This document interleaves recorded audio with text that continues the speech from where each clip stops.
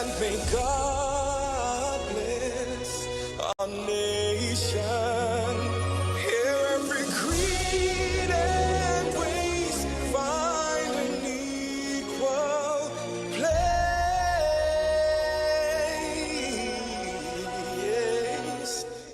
And may God bless our nation.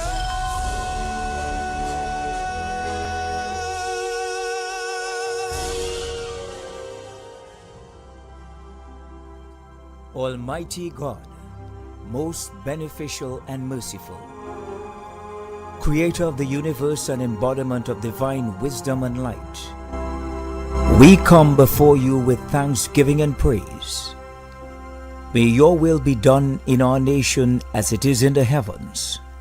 Please bless our political leader, party officials, activists, and all the people of Trinidad and Tobago.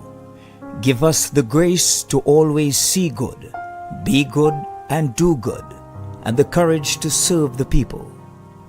Protect us as we stand against injustice and iniquity, and inspire our endeavors to find the right solutions to the problems that are affecting our fellow citizens. Grant that we may always work together with humility and respect for the greater happiness of all and the honor and glory of our country.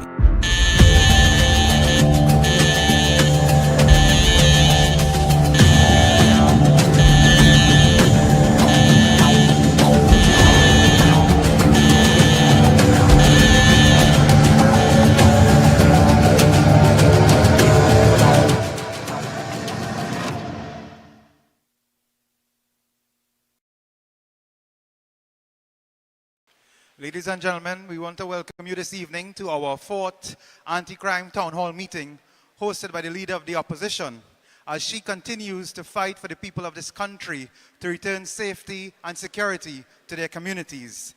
This evening, we have a very dynamic panel of speakers and presenters. On our platform this evening, or stage this evening, we have two giants from our CARICOM political world, and we'll get into that later.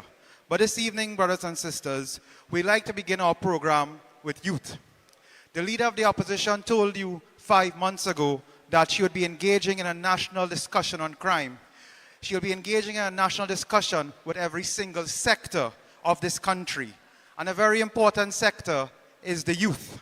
Our first speaker this evening is Ms. Kavita Chotak, who is a graduate of the University of the West Indies St. Augustine campus. She graduated with a Bachelor of Science degree in criminology and a minor in psychology. She's one of the young, dynamic voices in our country. Let us welcome this evening to the leader of the opposition's anti-crime town hall meeting, Ms. Kavita Chotak.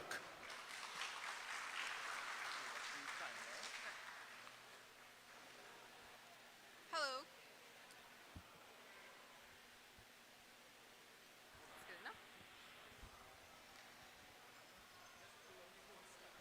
Yeah, hello.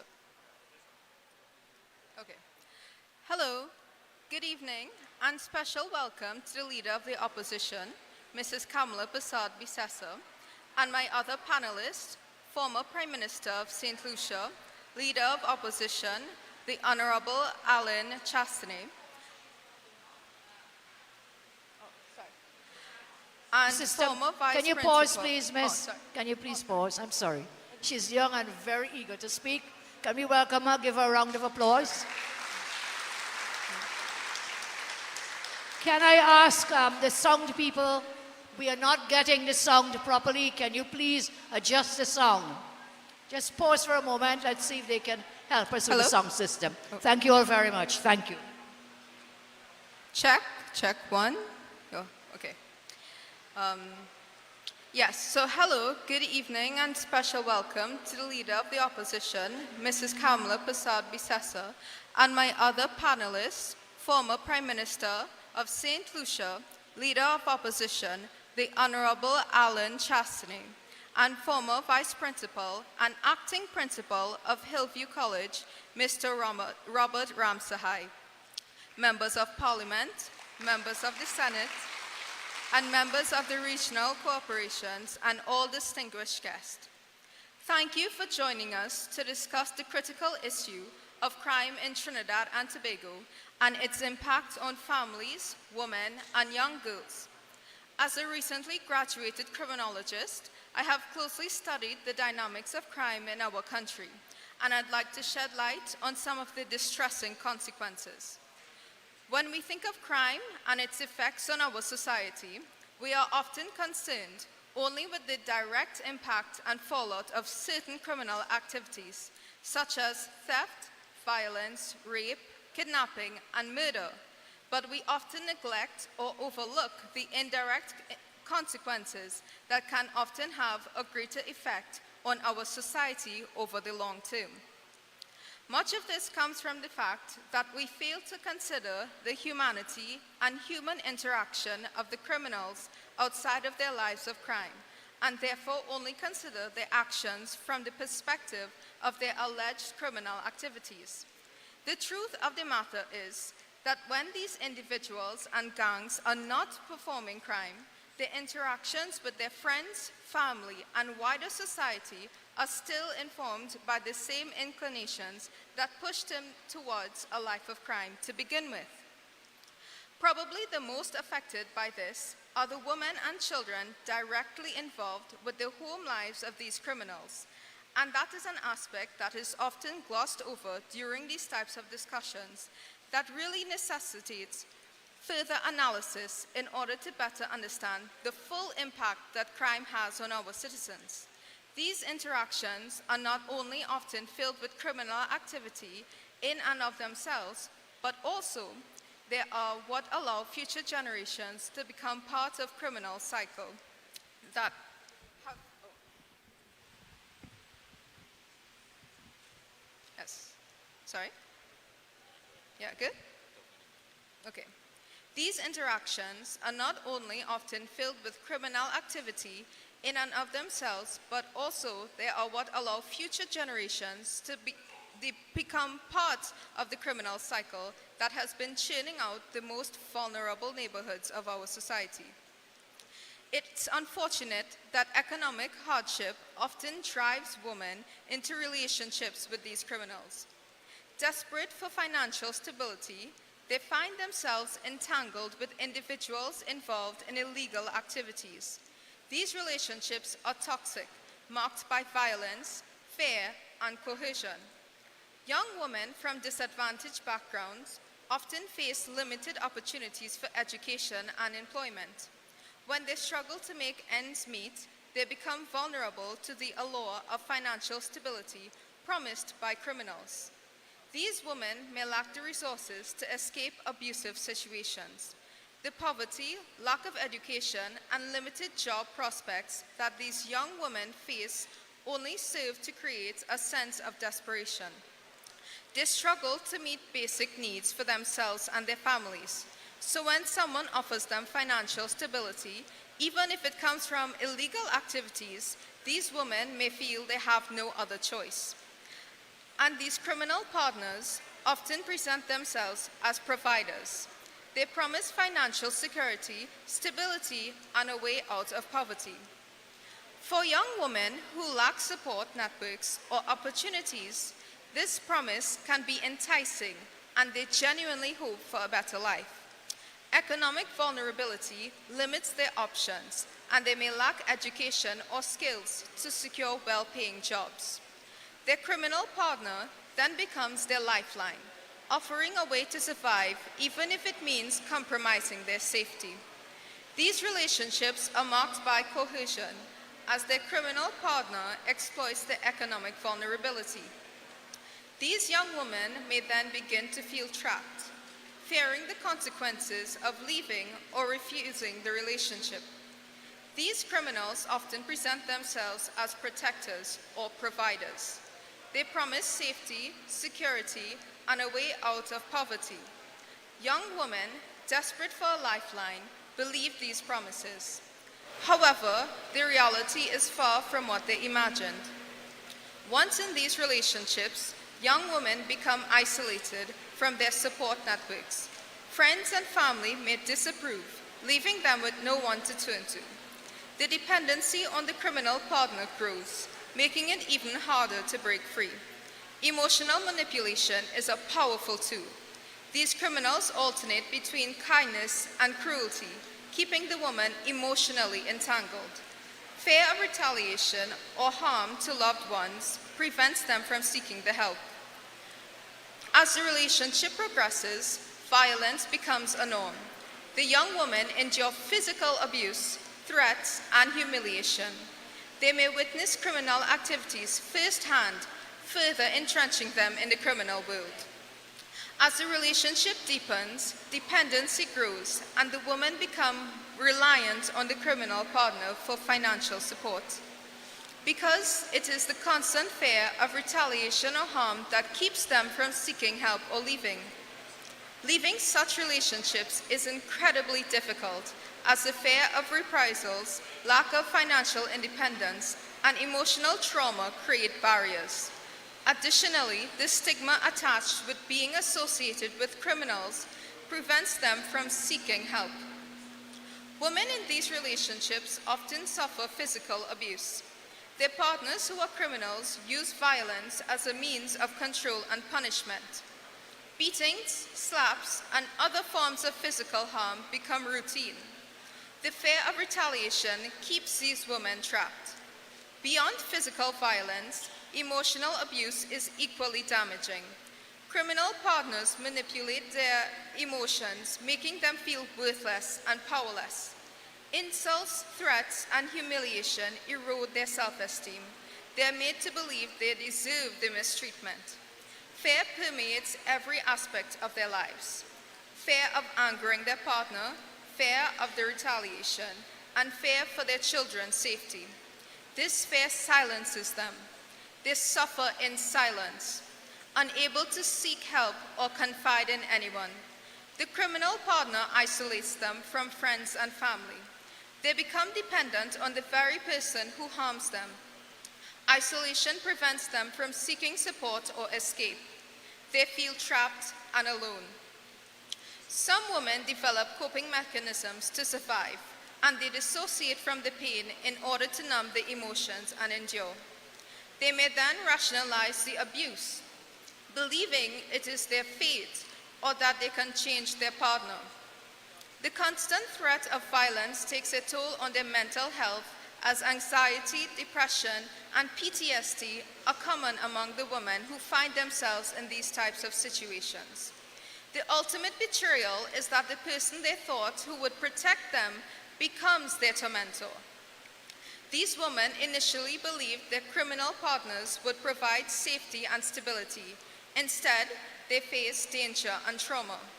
To address this, we must therefore focus on the economic empowerment and providing meaningful and gainful education, vocational training, and job opportunities.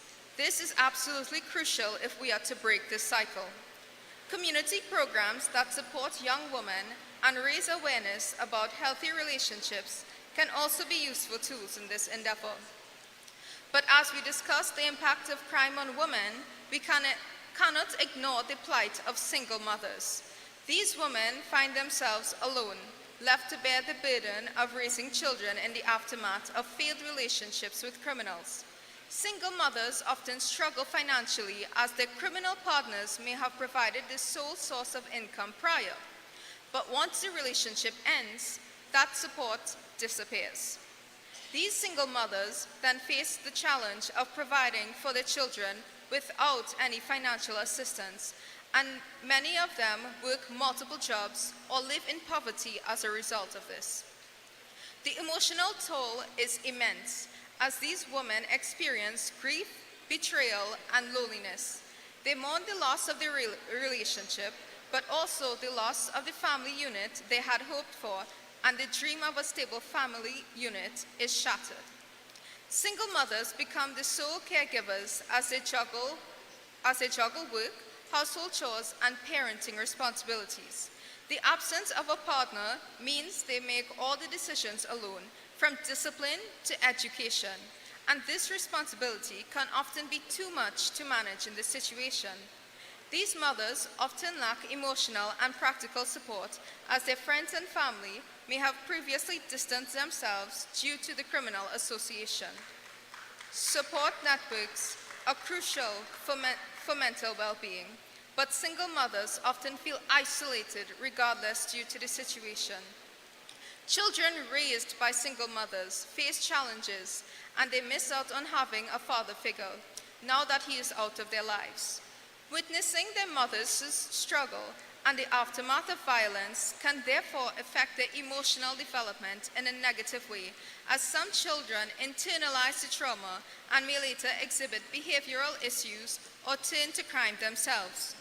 Children growing up in single-parent households or those who are exposed to criminality from a young age may also find themselves as witnesses to violence, drug abuse, and criminal activities from an early age.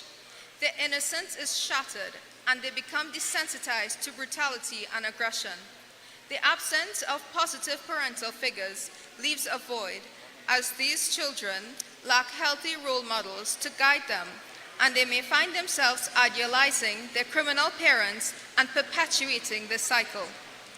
Witnessing violence and instability causes deep emotional scars. Fear, anxiety, and trauma become their companions.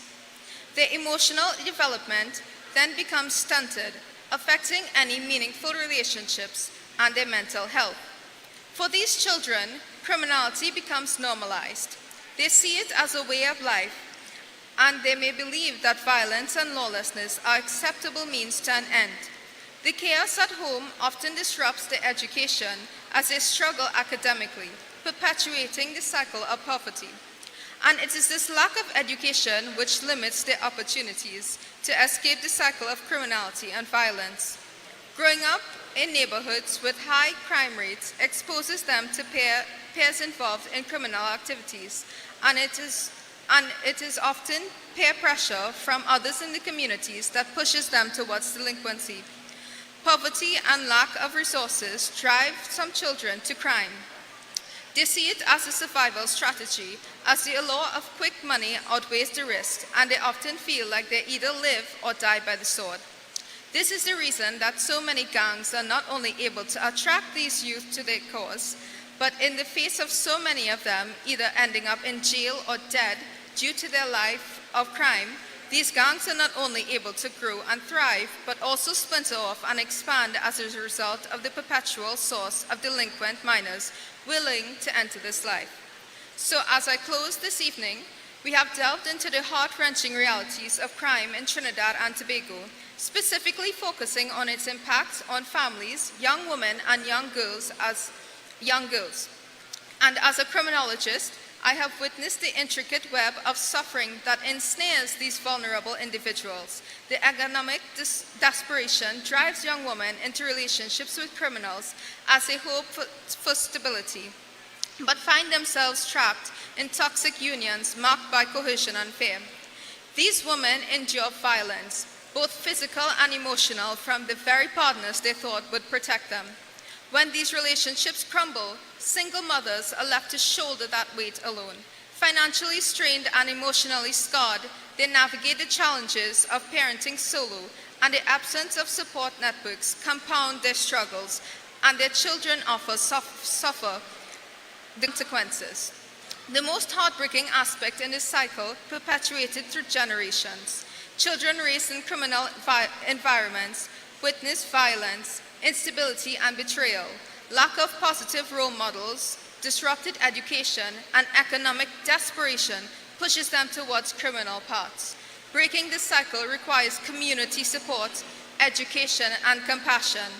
As such, when we go home tonight, let us recognize that crime's impact extends far beyond statistics. It fractures families, scars women, and shapes the futures of our children. By addressing economic vulnerability, providing resources, and fostering empathy, we can rewrite the narrative, one of resilience and healing.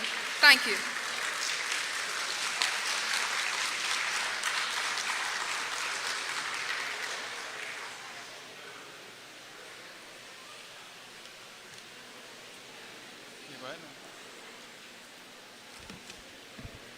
Thank you very much, Kavita. Again, ladies and gentlemen, you can see the brilliance on this stage this evening as the leader of the opposition continues to listen to your views on how we can return safety and security to our country. Ladies and gentlemen, we switch to another spectrum in Trinidad and Tobago. We switch to an educator. Mr. Robert Ramsahai has a Bachelor of Arts in English Language and Literature from the University of the West Indies. He has a Diploma of Education from the University of the West Indies. He has an Executive Diploma in Leadership and School Management from Arthur Lock Jack. He has a Bachelor of Laws. He served as the Vice Principal of Hillview College from 2008 to 2011.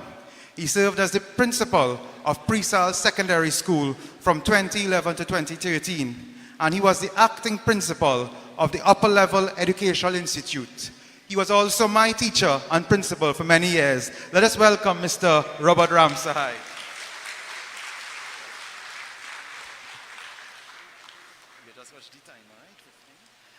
Thank you very much, Morris, for that warm introduction.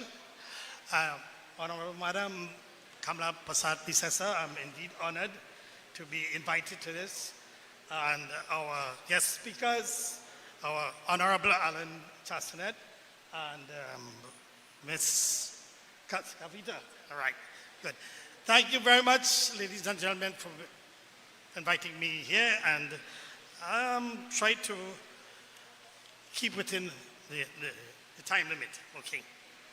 Violence in our schools. One of the simplest definitions offered by a Dutch criminologist, Peter Sperenberg, limits violence to the intentional encroachment upon a person's physical integrity. Intent here means there has to be a knowing intention to cause harm to another. That is why accidents which may be very violent are not considered. That is why we also discount the violation of a person by another who may be thinking he's acting for the benefit of that person, but who may unintentionally cause harm. Nevertheless, we can define it to include not only the use of physical force by a person or a group of persons or an institution against one another, but also as a psychological, social, and emotional dimension to encompass any coercive or exploitative relationship. Ha! That sounds pretty impressive, eh? Now that I have your attention, let's talk about violence in school. Allow me the opportunity to present a little picture of violence in our schools and to suggest a few possible solutions to this rising dilemma that is totally out of hand at this point in time. Check your social media, you will see every day something happening. I've been a teacher for over 40 years. And I've served as head of department, vice principal, acting principal in the best school in Trinidad and Tobago. 2 President's Medal in 1 year, Hillview College. I've also served as principal in the government secondary school in Central. And last year I also served as acting principal in one of the best private schools, secondary schools in Warners. So I have had experience in 3 different types of schools: the national schools, the government schools, and the private schools.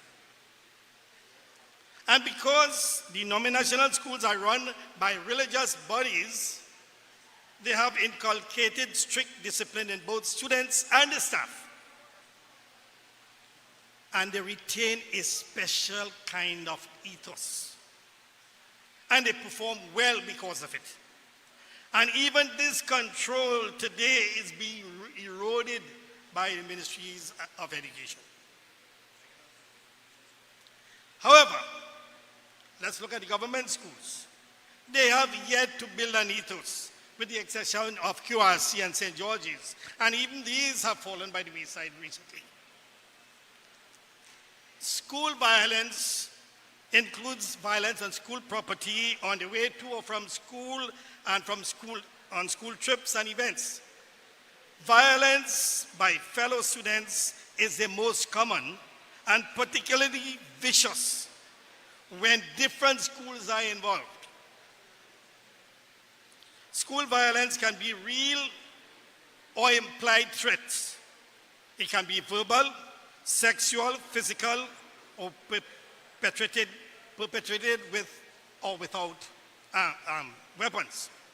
If a person is deliberately harming another or acting in a way that leaves that other feeling threatened, that is school violence. There's no single reason why students should become violent. Yet, they exist. Some are just following behaviors they have seen at home, on the streets, in video games, movies, or television. Some do indeed have actual mental problems. Some have been bullied, and they feel isolated and rejected by their peers. And these are just only a few.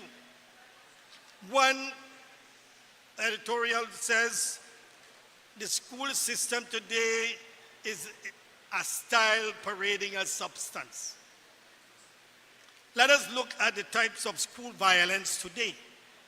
One, physical violence includes any kind of physical aggression, the use of weapons, as well as criminal acts like theft, arson, vandalism, and you name it. One physical threat is involved. We have psychological violence, which includes emotional and verbal abuse. These involve insulting, threatening, ignoring, isolating, rejecting, name-calling, humiliating, ridiculing, rumor-mongering, gossiping, lying, or punishing another person for no reason. Then there is sexual violence. Includes sexual harassment, sexual intimidation, unwanted touching, sexual coercion, and even rape. Bullying can take physical, psychological, or sexual forms and is characterized by repeated and intentional aggression towards another person. Now this one is most common.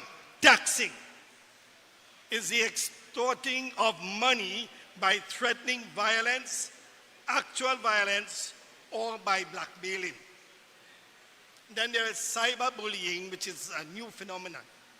Includes sexual or psychological abuse by people connected through school, on social media, or other online platforms. This may involve posting false information, hurtful comments, malicious rumors, or embarrassing photos or videos online. And this is a culprit here. The COVID virus and its attendant closure of physical schooling have brought unprecedented behavioral problems among many students.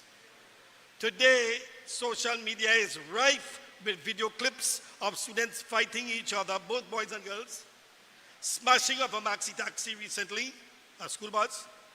And this weekend, I saw a video clip with smashed classroom furniture, upturned chairs, and I saw chairs stuck to the ceiling, defying gravity. I have never seen that in my life. 40 years I've been teaching, and it's 10 years out of the system. And I have never seen that before, yet I have a video proof of it. So what causes school violence? There's no straightforward answer, you know. There are always risk factors, and these would include poor academic performance, prior history of violence, hyperactive or impulsive personality, mental health problems, witnessing or being a victim of violence, alcohol, drug, or tobacco abuse, dysfunctional family dynamic, domestic violence or abuse, access to weapons, delinquent peers, their friends, bad company, and of course, poverty or high crime rates within the community, that is, where the gangs are seen as idols. So what can we do? Parents react to school violence in different kinds of ways. Some parents encourage their children to bully others. They say that you're strong, be strong and fight, stand up to them. Others try to teach their children how to act in a way that will not attract bullying or other violence. But that never works, and they may teach the child to blame himself for being bullied. Other parents are proactive, and they try to work within the school or challenge the school if necessary to try and keep their child safe. Some schools have programs that bring students together to share their experiences and to talk about solutions. This is engaged in by private schools because they can afford it. They charge you money and they can bring in experts. They also streamline who they take in. I've had a situation in the private school where I had to expel 2 students because they wouldn't change. 3 strikes and you're out. You can't do that in the government school or national school. One program brings students to interact with teachers, psychologists, and the community police to talk and write and do things to create positive changes. If you think a program like this could be of benefit, talk to your principal, child's school principal, and see what can be done. There's a great deal that you and I, all of us together, can do to help an angry child learn ways to successfully cope with anger. Now, look at some of the activities that you can participate in. Physical activities, sports. Some of you don't want to try to play sports and they'll get damaged, right? They'll be harmed in the enemy. Let them get their feelings out, their anger out, expend their energy. Another one, hitting a punching bag. I remember the late Dr. Tapin mentioned that to me. He said he had a punching bag in the gym there, and he said invite these students to go and cuff it so that they'll get rid of their pain and get rid of their anger. Then they could take time out. Tell them, say, look, come, at the private school that I was a principal of, there was a child who was having a problem and crying and whatnot because they were teasing her and so on. I said, come, sit in my office, wash your face, sit down there, relax, and when you're ready, just go back. She did that 2 or 3 times, and afterwards, she's back. It's normal. These are things that we all can do. Getting into music.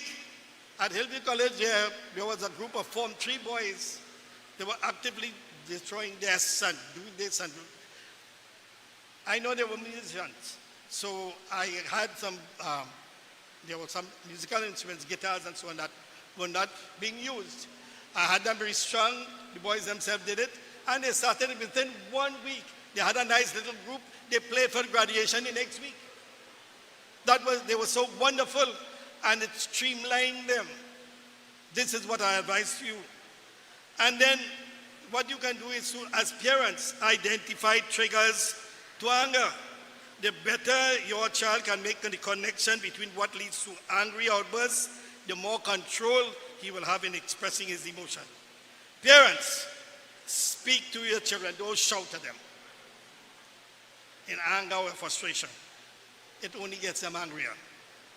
And there's another way to creatively express angry feelings through art, through craft, through dancing, through any kind of physical expression, so that the Student Support Division of the Ministry of Education is embarking on that now. They are also bringing in what is called cultural transformation. The only problem with that is they bring in long after the cows have escaped the ban. So it will take some time for it to kick in. There are expressive therapies which help teens express anger management, conflict resolutions, groups, and these will provide an opportunity for teens to learn from each other. Individual provides a safe place to explore this difficult emotion. Keep in mind that uncontrolled anger is sometimes associated with mental health disorders in teens. So make sure to get professional help for your teen if their anger continues to be a problem. Truthfully, the ministry is embarking on this massive program to treat with violence in the school through the National Code of Conduct, the implementation of the student support services, counselors, social workers, community police, no violence day, and zero tolerance. But as I said, it's a bit late. We should have started that long before. I also remember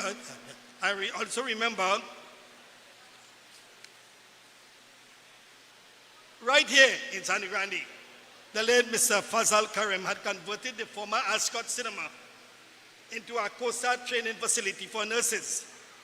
However, that was shut down. And just soon afterwards, what happened? You're importing nurses from Cuba and all other places. You can employ these youths. If you have them doing nothing, they'll find trouble. They'll find the devil make idle hands, do all kinds of things. What about those teens who are already bloodied into the gangs now? These will have to be got rid of by attrition. Those that are far gone, they will kill out themselves for the turf. We are our neighbors' keepers. We must look out for each other, or else we all fall down. In our land of turmoil, it cries out for a hero to quell the bloodshed. We need a more decisive action from the Minister of National Security, from the Commissioner of Police, from the heads of divisions, from the superintendents, to curtail the gangs' movements through surveillance and roadblocks, right? To prevent more shipments of arms coming in, we need a more effective Coast Guard, Customs and Excise Division, and most of all, complete isolation of gang leaders who operate freely within the prison walls. Thank you very much, ladies and gentlemen. Still have 45 seconds.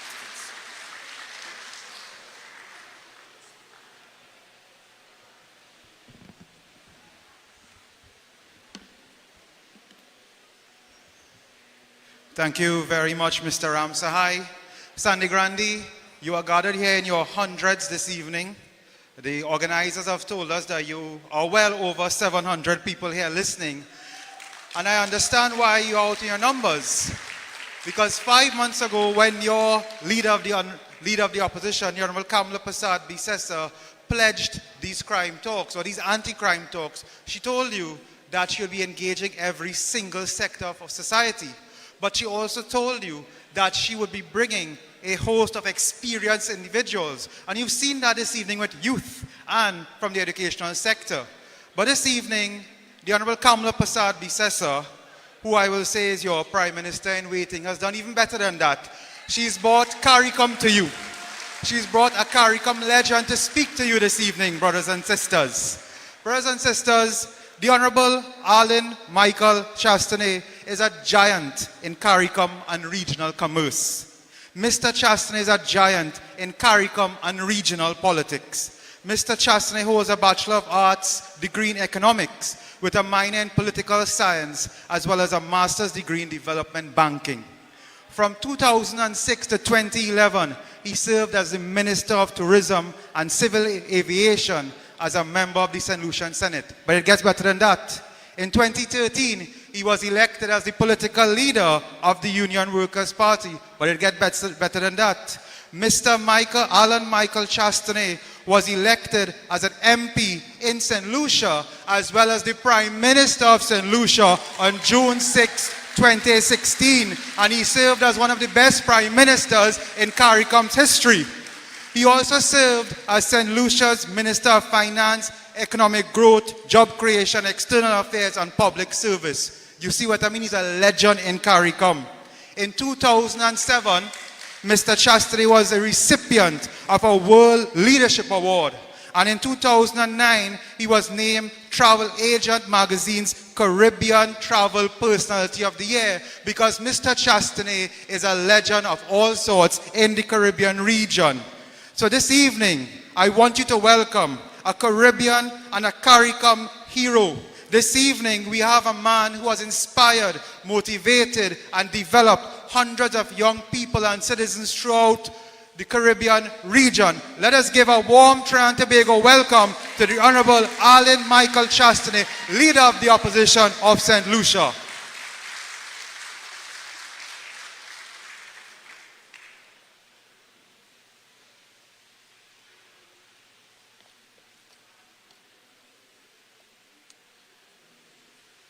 Good evening, Trinidad and Tobago. It's great to be here with you this evening, sharing the platform with such distinguished speakers. First of all, let me thank the very young lady, Ms. Kavita Chotak, for her presentation.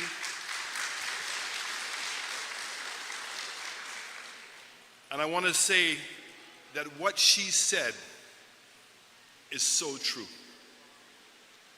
I've seen it myself, where I go to households and I meet young women who unfortunately end up getting pregnant at a very young age. And when they don't have their family support with them, more often than not, they end up dropping out of school. And before you know it, they're on the block and they're pregnant again. By the time they're 18, many of them have had 3 to 4 children. And in the case of some of the communities I know, their mother did the same thing. Their grandmother did the same thing. And what we have failed to realize as a society collectively together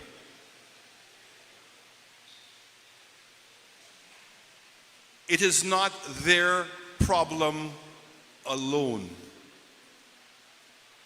And the traditional way that we have been in the Caribbean, where your neighbor is your family, all too often we individually are struggling so much that the last thing that we want to do is to take on someone else's problems.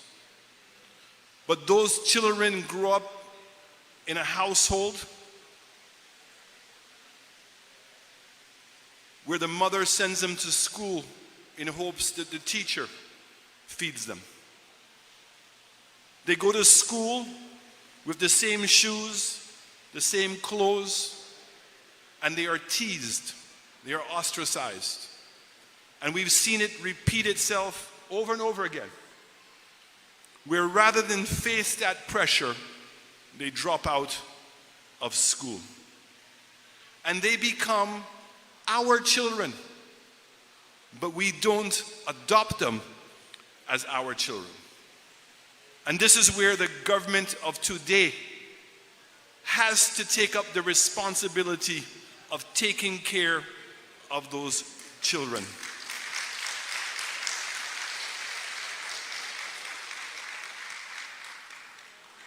I want to thank Mr. Ramshahai for what he spoke about at schools. During COVID,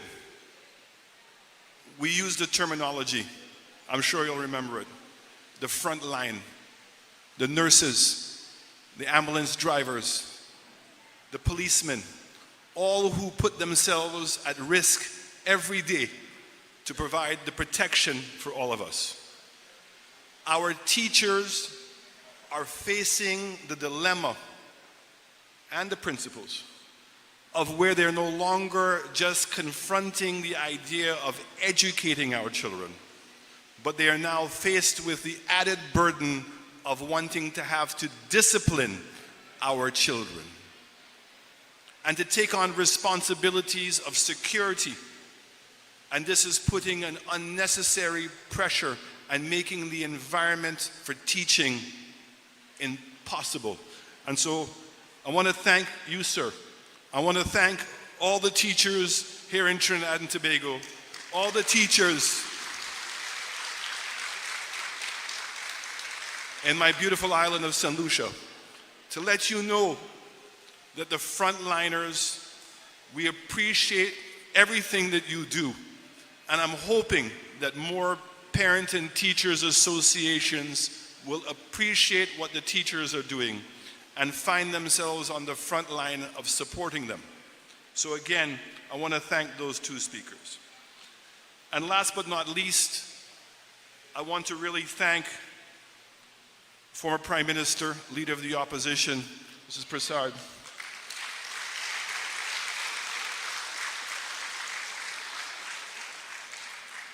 for breaking the mold, for being a person who is looking for solutions but not to blame anyone else.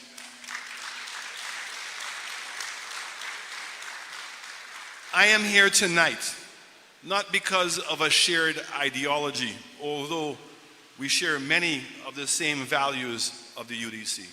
But I'm here tonight to stand in solidarity with your former Prime Minister. And more particularly because she is a leader of the opposition. Our constitutions officially include the office of the leader of the opposition as part of our government. It cannot be a political party that's in government as the opposition, representing millions or if not thousands of voters, that every attempt is made to silence the voice of the opposition as if we have no role to play in the governance of our countries.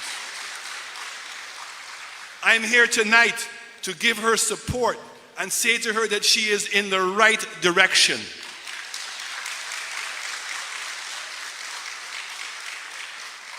She is setting an example for all the other leaders of the opposition, that our job is not just to protest, our job is not just to oppose, but our job is to create platforms like today to give the people a voice to speak.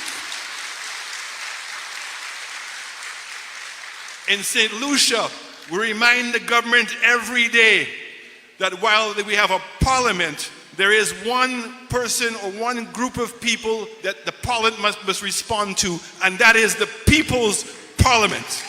Everyone is not lost. And so today I want to say to you, Madam Leader of the Opposition, congratulations on taking a positive step in developing your country and to make sure the voice is heard. And I want to say that she is so visionary that we had a discourse this evening, and to say that we are going to take this voice now to the region and form a collective group of leaders of the oppositions and to make sure that the voices of the leader of the opposition in the Caribbean region is heard by the CDB, by the World Bank, and by CARICOM, and we're no longer going to be denied the voice in representing all the people who did not vote for the government, and to make sure that that voice is listened to and given a seat at the table. So again, thank you for your courage.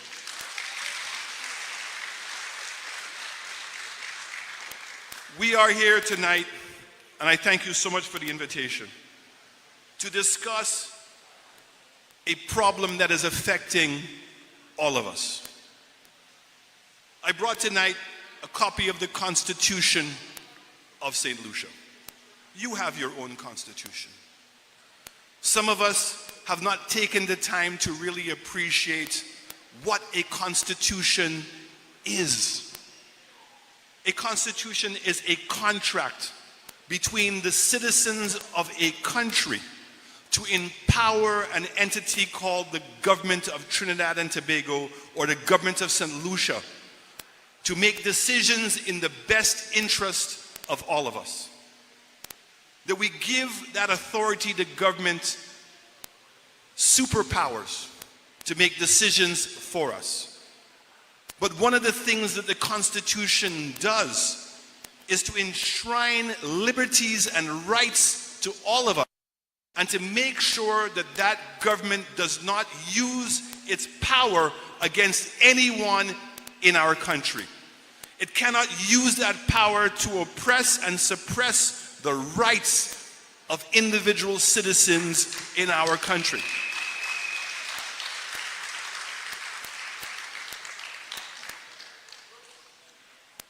You don't have to go far in our Constitution. Chapter 1, it says, whereas every person in St. Lucia is entitled to the fundamental rights and freedoms, that is to say, the right, whatever his race, place of origin, political opinion, color, creed, or sex, but subject to the respect for the rights and freedoms of others and for the public interest to each and all of the following, namely. And look at the first thing: life, liberty, security of the person, equality before the law, and the protection of the law. Living in a country that is crime-free is an obligation of any government by the Constitution. It cannot be that a government is expecting that we're going to continue to support it and support their governance if they are not willing to fulfill the obligations of our rights in the Constitution. I want each one of us to appreciate what I am saying. Living in a neighborhood that is safe, being able to go out at night safely, to own assets and to know that nobody is going to break in and steal those assets, to send your child out to a nightclub at night or to go to a restaurant. It's not a privilege. It's not something that we should be grateful if a government is able to do it. The Constitution requires every government to provide that security to all of us.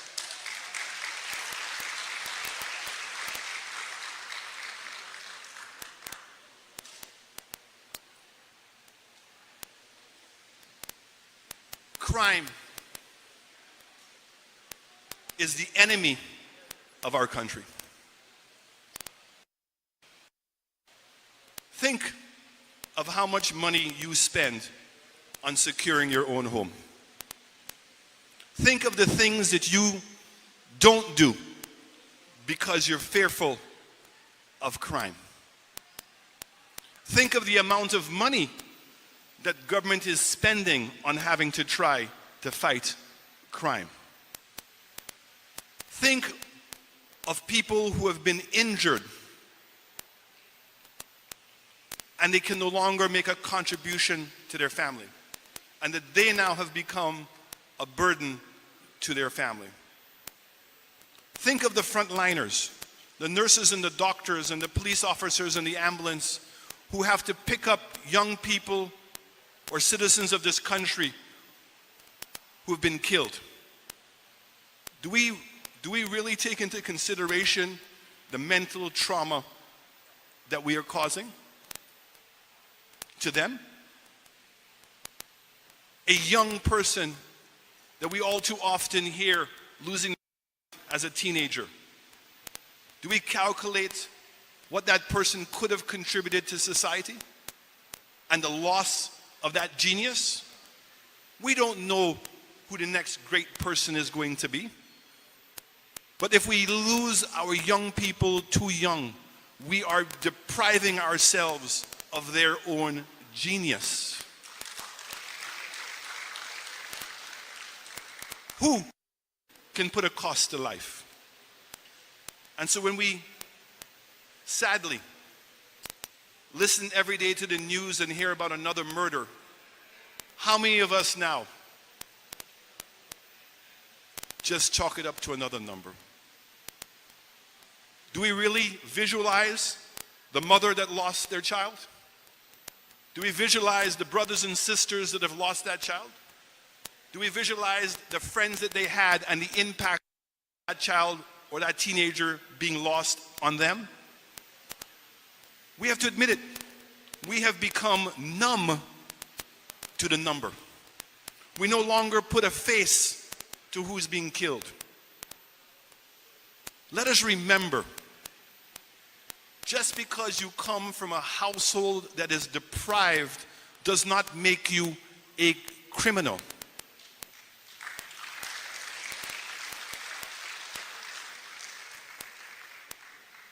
And when we read a press statement, the mother is being interviewed of a child that's being lost or been killed, what do they say? I loved my son. He was a good boy. In her eyes, he was. but we are all guilty of making that person a criminal. We say to ourselves, where there's smoke, there's fire. Is that the Christian thing to do? How are we ever going to get change when every murder and every person who's being lost doesn't affect our heart? That there's no longer a sense of urgency to bring about change. That we no longer want to go and demand. We don't willing to protest. We're not willing to write a letter. We're not willing to make a phone call to say that this must stop, and genuinely know that the loss of lives is going to affect our own society. We simply hear it, but we don't feel it anymore. And we have to change if we're going to see change. I'm sure you're familiar with the saying. The definition of insanity is doing the same thing over and over again and expecting a different result. So here's the unfortunate truth. All of us in the Caribbean are no longer feeling the truth.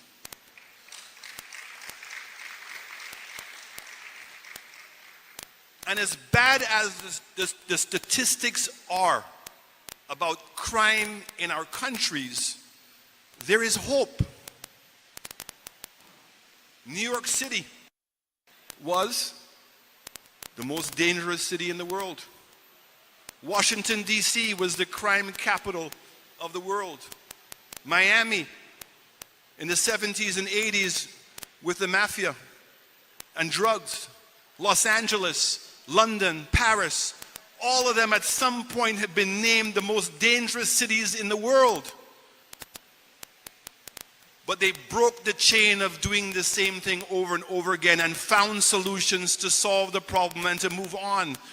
We must find the solutions to crime in our region. We must accept that that solution is not one person's, but it's all of us. I'm pleading with all of you. Open your hearts and feel the pain of the people who are being affected. Because today it's them, tomorrow it is going to be you. You will be the mother saying, he was a good boy. Don't wait for it to happen before you found out how lonely the world is and that nobody really cares. We must change, and change can happen. Other people have shown that there's a way to solve this problem.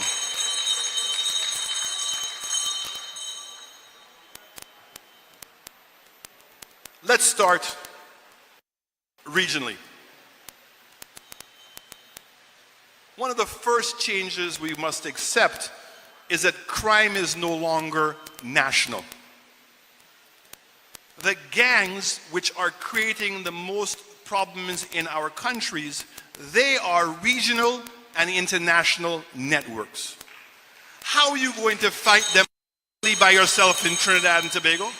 How is St. Lucia going to fight them by themselves? How is St. Vincent or any other country in this region going to fight those institutions, those corporations of evil? How?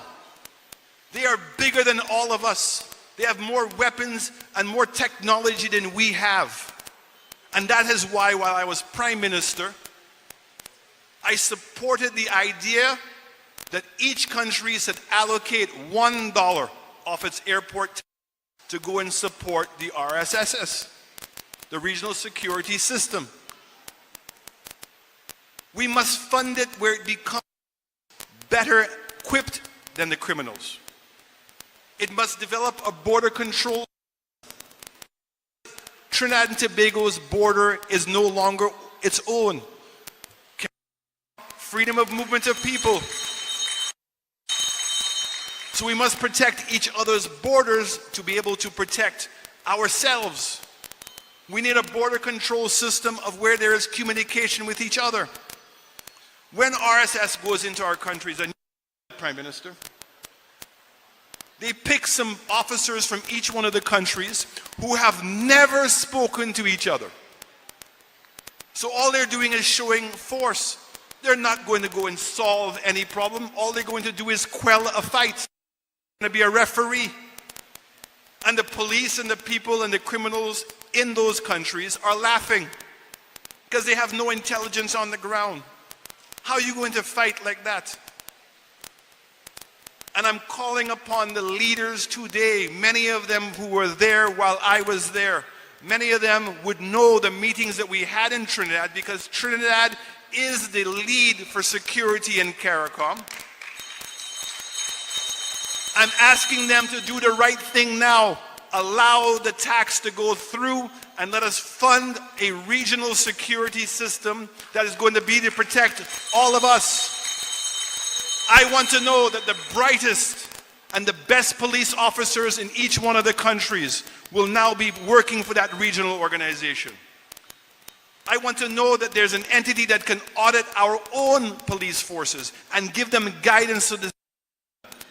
And I want to know, I sleep at night, to know that not only the borders of St. Lucia are being protected, but the borders of all of the CARICOM countries have formed a net around ourselves to keep this scourge out.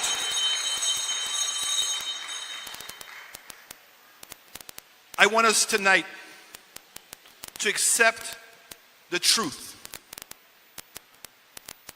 This is very difficult for us as political leaders. I accept my share of the blame. We all must accept our share of the blame. The gangs are offering our young people a better future than we in our own country are offering. That is a truth. I have young people who come and say to me, Mr. Shastney, I see how my father has lived in their life. I watch how my grandfather lived his life. I don't want that. I would rather die young and enjoy my life than to live old and be miserable. That's not to take away anything from his father or his grandfather, but we must accept the young people today want more, and they want it now. We cannot tell them no. You remember when you were young? Could somebody tell you no? You thought you had all the ideas and you were ambitious. We must adapt to the reality is that our countries are not fulfilling their promise of keeping young people engaged. We must offer them opportunities that they want. Why is it I cannot be a musician or a filmmaker in Trinidad and become so good at it that I can become international? Is the government providing services and infrastructure for the creative industries? Who does not know that young people are leaving the rural areas to go to the city to get a job?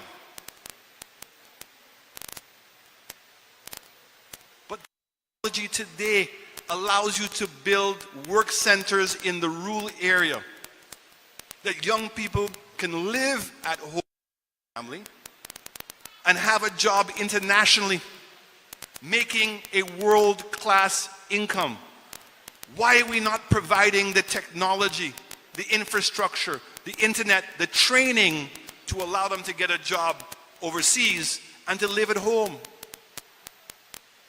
I appreciate that household income is how people survive. How is it that some people survive on the salaries that they have? No economist, no accountant can tell you how that happens.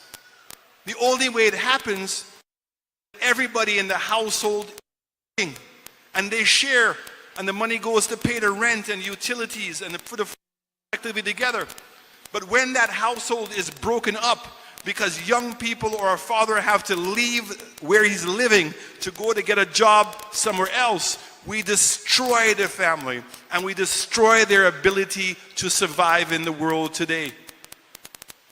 We must accept that as a region, we lack ambition.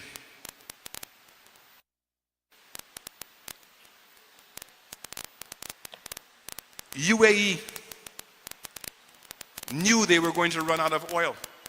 They've not run out of oil yet, but they said that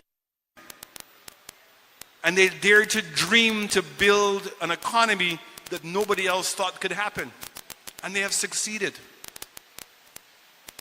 When Trinidad and Tobago does not live up to its expectations, it affects the rest of the Caribbean. When the rest of the Caribbean to its expectations, it affects Trinidad.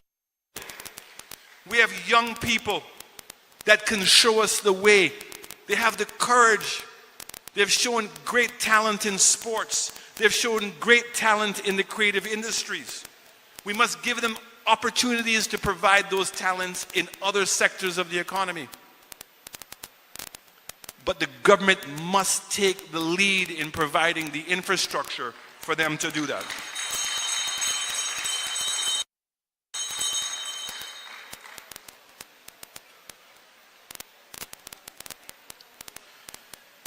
Country, I was very proud of the fact that what we did is we created for the sporting fraternity a sports academy. How did it work? It worked by taking kids who were excelling in sports and putting them in a school that continued to teach them but helped them excel in their sports and compete in the world. How do Lucia has the talent? Just a couple of days ago, a young lady called Julian Alfred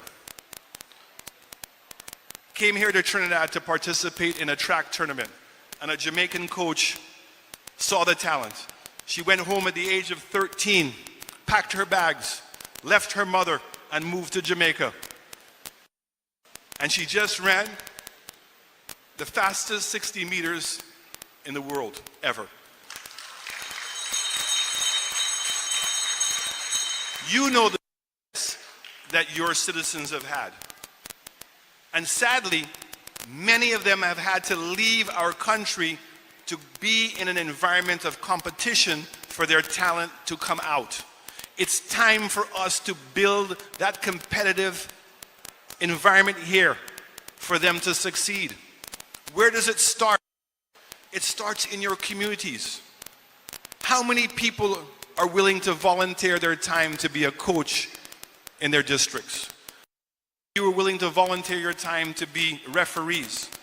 Do we have a schedule of events where we know that basketball, football, cricket, swimming, track, that there's a season? That we know on a Friday night the secondary school kids are going to be participating in competitions. On a Saturday, our primary school and our secondary school. And on Sundays, we know that our seniors are participating. And put a proper structure in place like what they've done in Jamaica for track and field. They are producing winners because to be a successful athlete in Jamaica, your head has to be on. How does that help our young people? There's no way that you can compete in Jamaica at the high school if you want to beat Usain Bolt's record, because that's the goal for every young person. You cannot be drinking, you cannot be smoking, you cannot be out partying at night. Competition creates discipline. Competition shows us that we can succeed on a global level.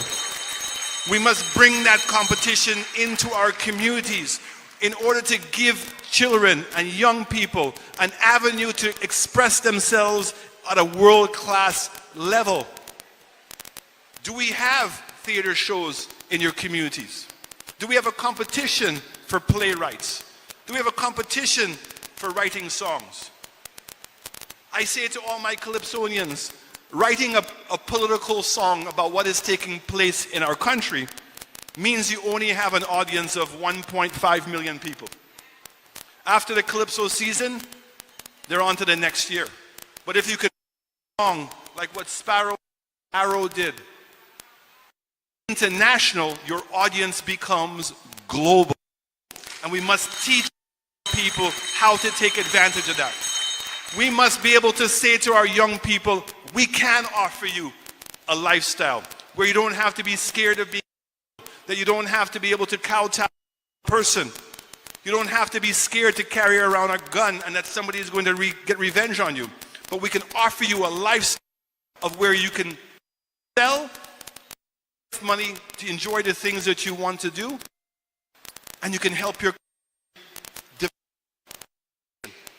back to building our nation. Education, our technology platform, infrastructure in the rural areas, and a globally competitive salary. Are we scared to say that? Have we become so ambitious we accept them the way it is, although we see that it's not? We must demand more because our voices of silence has produced the problem that we have. We are losing our young people. That is the fight that we have. They are better equipped and they're offering a better opportunity for people. And it's for us to collectively join forces, recognize that, create a family environment of love. Love is more powerful than money, but they must feel it.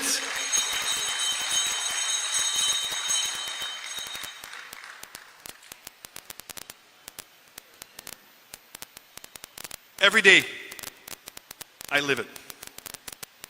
Every day, it hurts my heart to see the young people that we're losing. Every day, it hurts me to see being by our own mediocrity. And how quickly we are as individuals to blame other people, or sadly, no longer feel, put our head down. Gone are the days when you used to walk in the street and you saw somebody begging. Gone are the days that you would be passing by your neighbor. They lost their job. They're on hard times. And are able to help them. Those are things that we can do. But when elections come, when that bell has, we must dig deeper in determining who we want to vote for.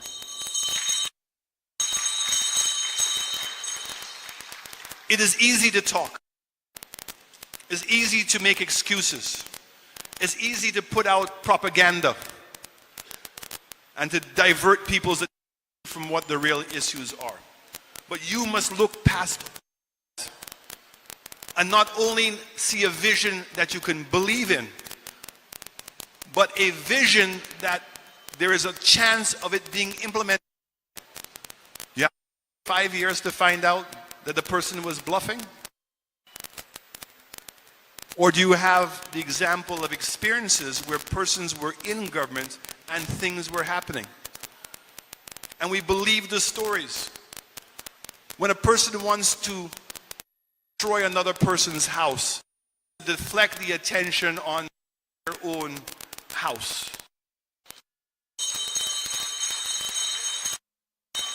There is too much at stake. We need leadership of change. Leaders who are not scared to step out of the box. Who are not scared to do things. We need leaders who don't talk about regionalism, but actually act and follow up regionalism. We do not collectively come together and participate. We don't understand what the Constitution is and the rights that you have and the expectations and the demands that you should have as to the rights that have been provided to you. Then who else to blame but yourself? And maybe my country's solution about whether somebody is going to come out and join your voice. Take the lead. Follow your heart. want better. And the children of people who you don't know, but of citizens of your ought to be your children. And take that responsibility. It's time for us to collectively for change. Crime is a scourge. Unless we change the judicial system where people are going to be held accountable, meaning that crime can't pay. But we can't just offer penalties. We must offer people different alternatives. It's an alternative. And we have that we believe in our country, we believe in contributing to our nation and making a change. We must have confidence in ourselves that we can anything in the world that we put our minds to. And we must make sure that we have a government that has the infrastructure and the opportunity for all of us to succeed. I thank you very, very much tonight.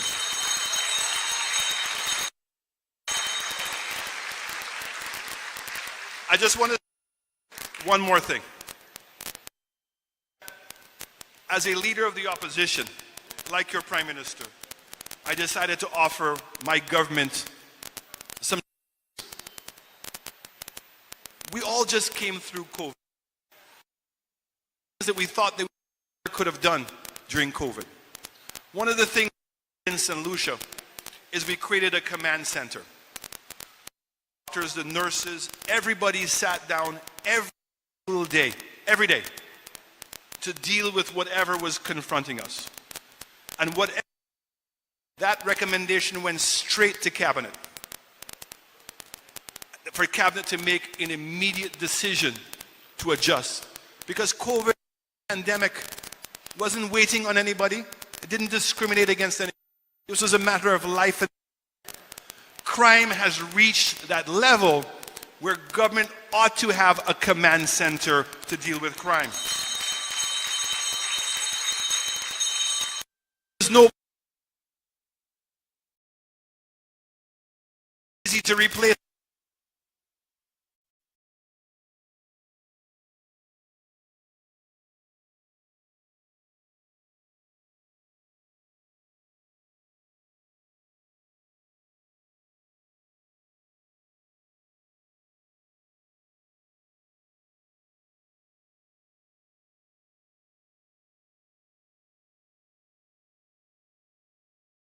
Tonight, with the people, for the people. We have the resources, but we are not utilizing it and harnessing it in the right way. KPB Plus leads the opposition anti-crime talk hall at Swaha Hindu College in Sandy Grande. The fact that Trinidad that has so much money, we are no scanners boy on the port. 3 of my farmers were held up. The way we're doing it, we cannot keep addressing it during elections. We cannot address it only during budget periods. We must fight crime every single day, and crime is everybody's in business. We must create more integrity within our police force. So having polygraph tests of all of our police officers, we must be satisfied that they're telling the truth all the time. That's a responsibility they have to all of us. We must make sure that our fishing boats and all of our commercial boats that go out to sea, that they have a GPS, so we know where they're going, who they're in contact with. That's how you protect your borders. You put stringent things in place. Cameras is no longer just acceptable to have a camera.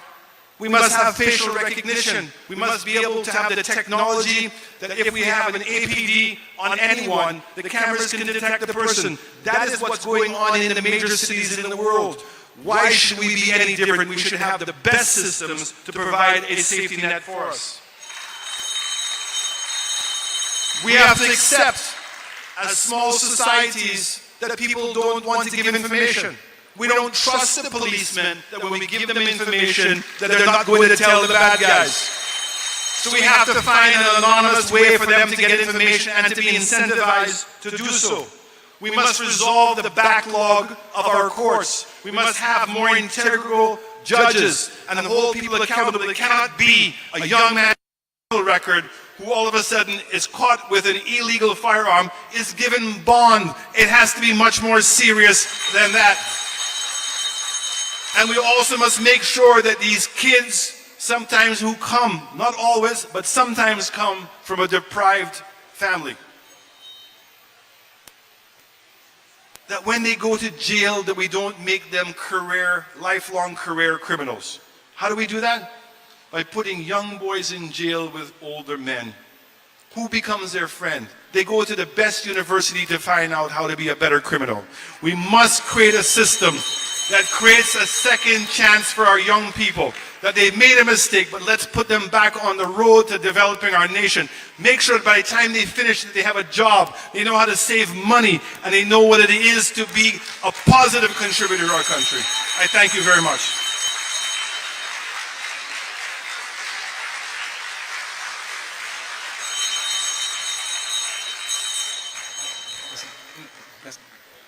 Ladies and gentlemen, let us stand and give a round of applause on behalf of Trinidad and Tobago for the Honorable Alain Chastanet, Leader of the Opposition of St. Lucia and former Prime Minister. And I'll ask you to keep standing as we welcome the incoming Prime Minister of Trinidad and Tobago, the leader who continues to fight for you day after day, night after night. Let us welcome the Leader of the Opposition, the Honorable Kamla Persad Bissessa, to address you now.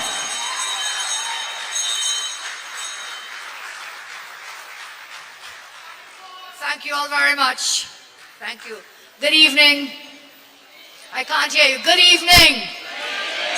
It's a great, great evening joining you here in this college with our very distinguished panel, and I want to thank all of you for making that effort to come up here in the East. Let me thank the young lady out of UWI with a degree, university degree in criminology, who shared her thoughts. Give her a round of applause again.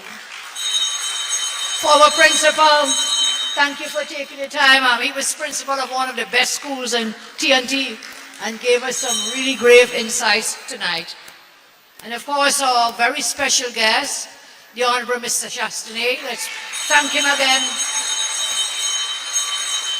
And in a short time that he spoke and I spoke, just before the meeting here, we shared some thoughts, and I'm very happy he's already mentioned some of those thoughts, that we will work closer together as opposition leaders in the region, of course, to bring a better security and safety to the whole CARICOM region and our own nations. I want to thank you for the suggestion, Honorable former Prime Minister, Mr. Chastanet, and indeed we have a long road to walk together as we work together to improve the lot in each of our countries. Now, as you know, I'm not going to be very long because this meeting is more to hear you. We made it very, very clear. Mr. Chastanet spoke about education, and that is one of the areas, Honorable Prime Minister, that I was very frontal about, very strong on, seeing education as the only passport out of poverty. Education is the only key to a better quality of life. And it was just on Friday, my colleague MP Anita Haynes in Parliament brought a motion ready to condemn the government for its failures in the area of education. And we have to look at the fight against crime as a holistic one. It is not just about guns, about more police. It's not about just putting more boots on the ground. Yes, it's all about that. But it's also about the holistic fight against the factors that militate against good governance. So that includes education. Honorable Chastanet spoke about education. It includes the economy. It includes the economy for sure. Because if we don't have jobs, what happens? It doesn't mean because a young person doesn't have a job, they automatically become a criminal. But then, when they can't put food on the table for their families, what happens? So we have to have a holistic approach. And all our presenters tonight gave us some further thoughts. I want to ask you now to share your thoughts with us. The whole purpose of these anti-crime talks was to hear from our presenters and from you, each of you. So we'll open the floor. Kievan, are you here? You have the mics? Okay. Kievan and the others will work the floor. There's no need to line up if you just indicate by a show of hands, we'll have the mics brought to you. So thank you again, and we'll end up and close in a short while. I thank you very much.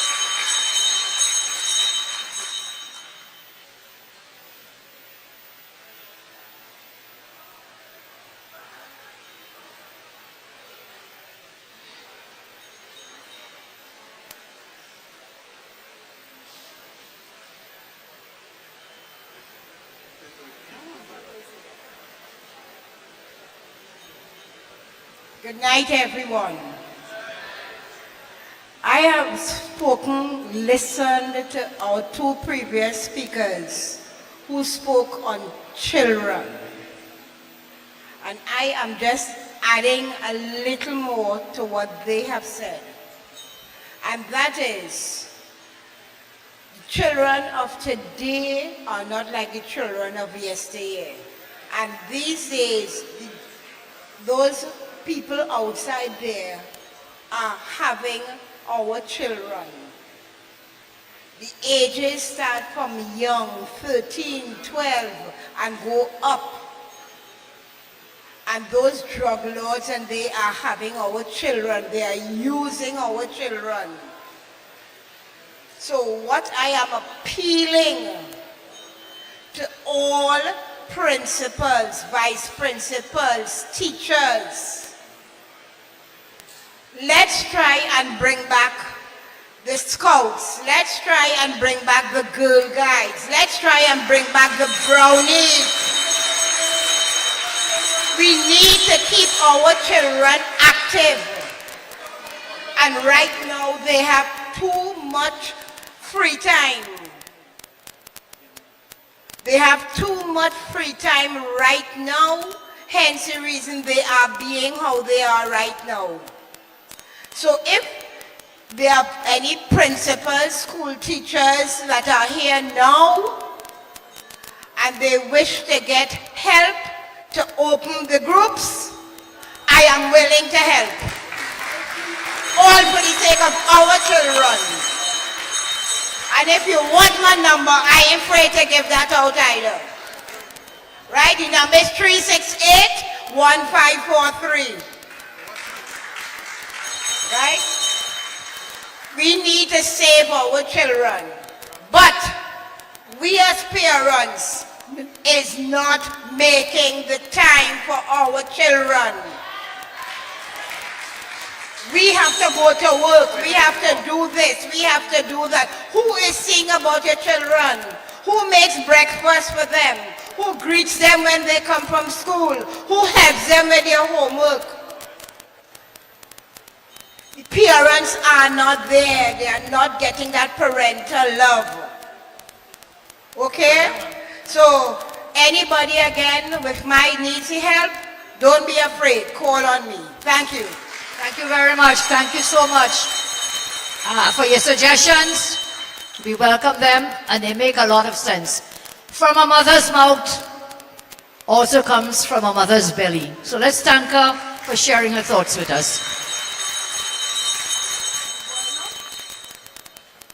Good night, brothers and sisters of Sandy Grande. It's such a pleasure to finally meet you, ma'am. Good night. My name is Miss Candice St. Edwards, and I would like you all to listen to me attentively. I'll try not to be long.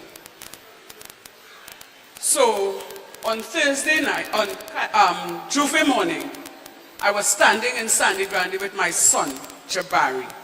We were enjoying the Juve, and I saw an officer by the name of Lamuel Cortez. I've been calling his name because I saw what he did to my son. And there were other people, neighbors that was around that saw what he did. And it hurt me to see that happened in front of my eyes.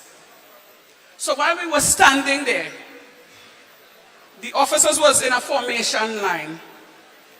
And Officer Cortez, came out of the line, walked towards my son. Now I was standing there, not close to my son, but away, a little way off. Reason being my being there on Juve morning is because The Thursday before Carnival, somebody sent me a video where they were searching him and they took a picture of him. And the picture part is what boggled my mind. So the Friday morning, I decided to go to the station to speak to an inspector as to find out why harassing him and taking his pictures. Only when I saw the video, he told me that that officer always meets him on the street and harass him, embarrass him, tell him all kind of insulting things. Now please, you all listen to me carefully. I want to explain myself because I am so tired. I've been fighting tirelessly to get the attention of the Commissioner of Police, even the Prime Minister, even the Minister of National Security. I've been trying. And I went to them. They said that everybody was in meeting. So I left and I went to Professional Standard of Bureau to lodge my complaint. They sent me back to Sandy Grande. Right? I did that again. And on Juve morning, my son Jabari Francis would have met his fate. While we were standing there, Officer Cortez walked into the direction of my son. And they tell nobody that tell me. I see what Officer Cortez did to my son.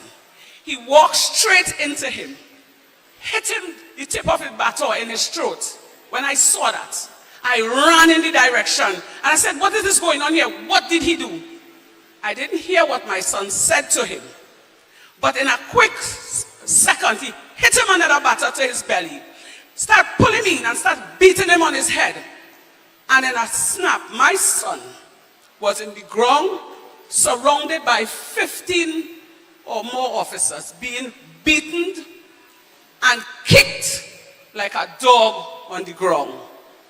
This is what I saw with my eyes. While I was trying to get in to save my son, I couldn't save him. And I turned to Officer Cortez and I said, that is my son. And I saw what he did. And I will tell everybody what he did. He started cursing me and running me off. So I decided to follow them to the station. I walked alongside them. When I got in the station, they started searching them. The said officer, Lamuel Cortez, he frisked him, took off his cell phone and his wallet. He handed it to me with a smirk on his face. They told me I cannot stay in the station. I have to leave and come back after the Juve session is finished. And probably after they may let him go. Upon doing so, I didn't leave the station. I tried to talk to every one of the inspector, corporal, sergeant. Now mind you, let me forward back. After they done beat him on the ground and they raised him up and handcuff him, the look on that young man's face, it broke my heart. You know why? It's my son and I couldn't save him. There were other people standing there who saw what Officer Lamuel Cortez did to him. When they rise up and they tell him about it, you know what he did? He beat them and locked them up too. He hauled everybody to the station. When I saw them search my son, only a cell phone and a wallet. When I came back, he was charged for resisting arrest and having a knife. The other two young men were charged for resisting arrest and something else. And you know what hurts me? Although he was beaten, he was denied the right to go to the hospital. Right? I saw when they searched him, all of a sudden, a knife just appeared. You understand, man? And this officer, when I decided, I went up, I went down looking for help. I decided to make a video and put it on social media because I didn't know much about the TikTok. Somebody showed me how to do it. This Saturday afternoon, a squad car pulled up in front of my house, introducing themselves, saying that they are from the Sandy Grande police station, and the inspector sent them to my house in relation to a video that I posted. So, I put them in their place because I tried since before the Thursday, the Friday, I tried to talk to them because I tell myself something was coming. And it's only then my son started opening up to me and telling me, Mommy, every time this officer see me, he always interfering with me, telling me all kind of degrading things. Now, mind you, this is not the first time. The first time, there was an officer by the name of, forgive me if I'm long, I just want to get my story out because I've been fighting. Candace, I can hear your pain. I can feel your pain. Yeah. And we will look into this matter. We can't take your whole story tonight. I'm not going to get... Where is the boy now? Where's your son? He went to work because he has to work to help pay a lawyer. Have they charged him? They charged him, yes. With an offense. So we'll take your number and Yes. we'll get our lawyers on to see if we can help you. Further, I will have to serve. Yeah. I will have to serve a disclaimer. Yes, I understand. In the allegations that you're making, I do not and we do not take ownership of the Yeah. allegations. I want to make it clear, so it will be investigated. Yes. And we'll get a lawyer to see how best to help your son. Thank you So very God much. bless you. God bless you.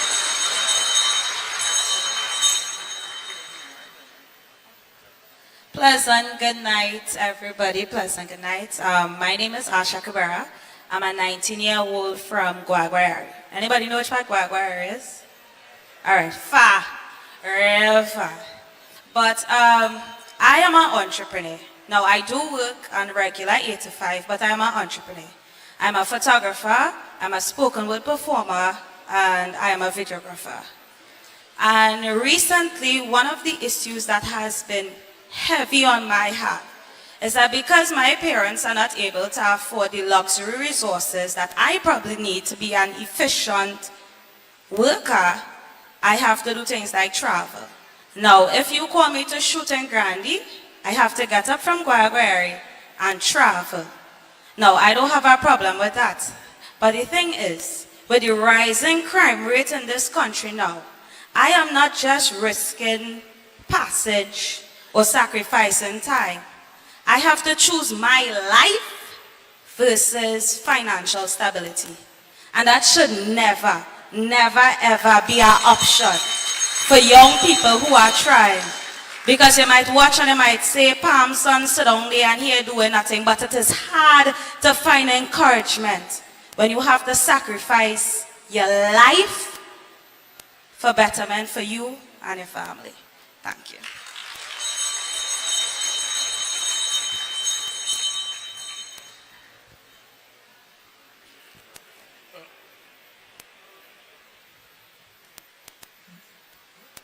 Well, good night, everyone.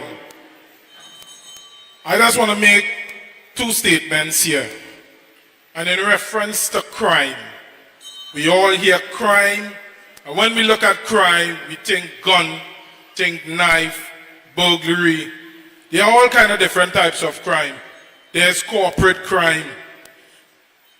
There are white-collar crime within Trinidad and Tobago. And when society on a whole is been affected by that, it's a ripple effect that trickles down to the common man. I hope you guys are understanding what I'm saying. The present government right now is committing one of the most heinous corporate crimes within Trinidad and Tobago by denying we, the common people, the basic necessities for even water. When we don't have water, we can't send we children to school. When we children not in school, they are influenced on the block. They are influenced sideline.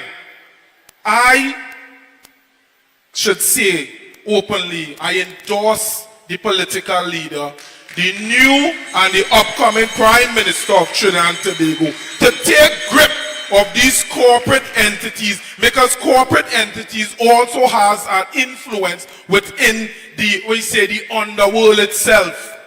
Well, listen what I'm saying. Everything comes and works in hand, and it's a ripple effect. But a butterfly flapping his wings here could affect a tsunami in Taiwan. That is how serious it is. And here is the ripple effect I am asking each of one of you here tonight. Give yourself accountability. Look to the person next to one of you and say that we want to make a change. Just how the political leader want to make a change for Trinidad and Tobago. And I say the ripple effect is so, it's such a welcoming thing. Just as how the political leader here is reaching out and going from pillar to post. And the ripple effect even went extended to the PEP by coming forward to join the fight and working to move this heinous government out of government to make the better lives and the common necessities.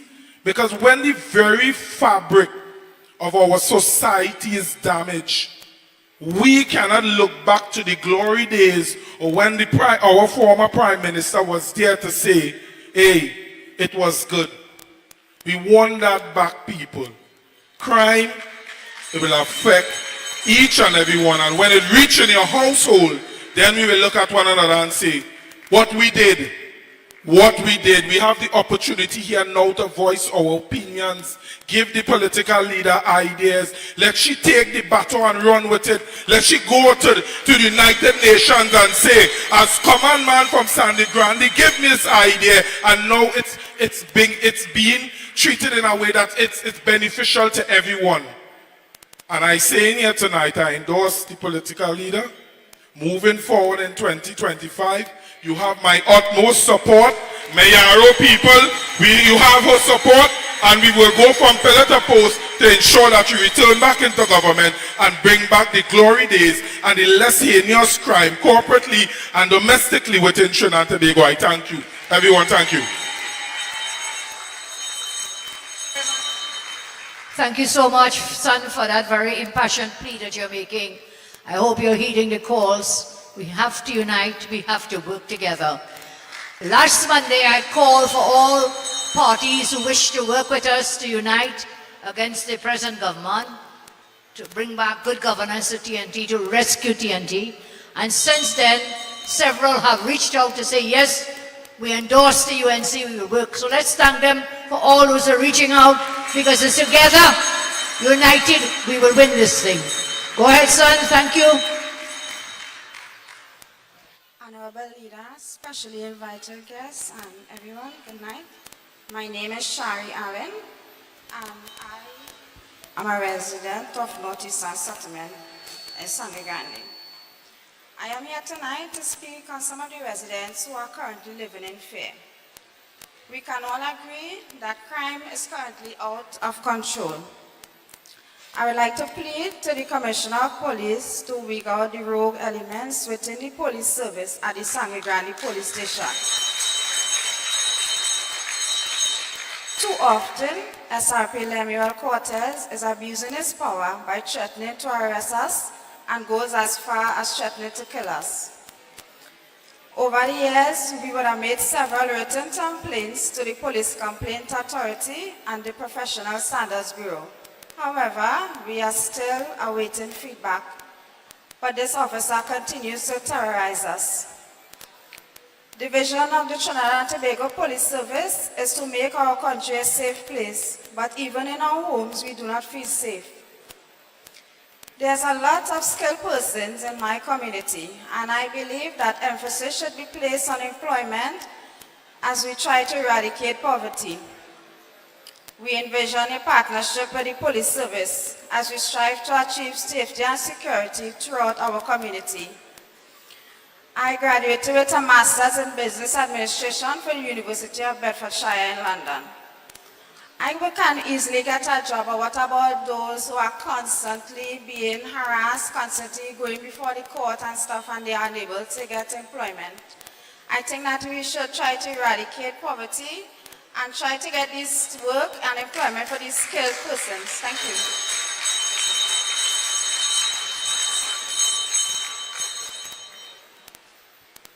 A pleasant good night to everyone.